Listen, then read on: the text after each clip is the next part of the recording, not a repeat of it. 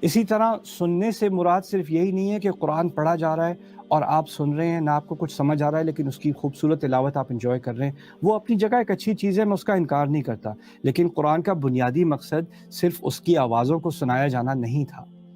یہاں تک کہ اگر آپ صحابہ کی اور جو پہلے کے مسلمان تھے، پہلے عرصے کے مسلمان تھے، ان کی کامنٹریز کو آپ پڑھیں، ان کی رائیوں کو آپ دیکھیں تو آپ کو عجیب چیز ملے گی۔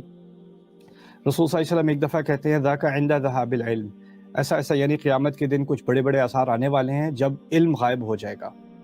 تو صحابہ ان کے پاس بیٹھے ہوئے تھے، وہ حیران، وَكَيْفَ يَذْهَبُ الْعِلْمُ يَا رَسُولَ اللَّهِ وَنَحْنُ قَرَأْنَا الْقُرْآنَ وَنُقْرِئُ أَبْنَاءَنَا وَأَبْنَاؤُنَا يُقْرِئُونَ أَبْنَاءَهُم، قرآن کیسے غائب ہو جائے گا، ہم نے تو قرآن پڑھا ہوا ہے۔ علم کیسے غائب ہو جائے گا، ہم نے تو قرآن پڑھا ہوا ہے۔ رسول صلی اللہ علیہ وسلم نے یہ نہیں کہا تھا کہ قرآن غائب ہو جائے گا، انہوں نے کہا تھا علم غائب ہو جائے گا۔ اور وہ حیران، صحابہ حیران کہ علم کیسے غائب ہو سکتا ہے، قرآن ہم پڑھنے والے ہیں۔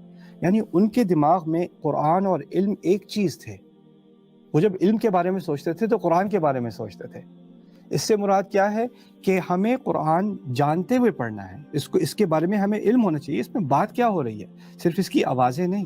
پھر وہ کہتے ہیں نحن قرأنا القرآن ونقرئ ابناءنا وابناؤنا يقرئون ابناؤنا، نہ صرف ہم نے پڑھا، ہم اپنے بچوں کو پڑھاتے ہیں اور ہمارے بچے ان کو پڑھائیں گے، یعنی یہ چلتا رہے گا، جنریشن آفٹر جنریشن، نسل با نسل یہ چلتا رہے گا۔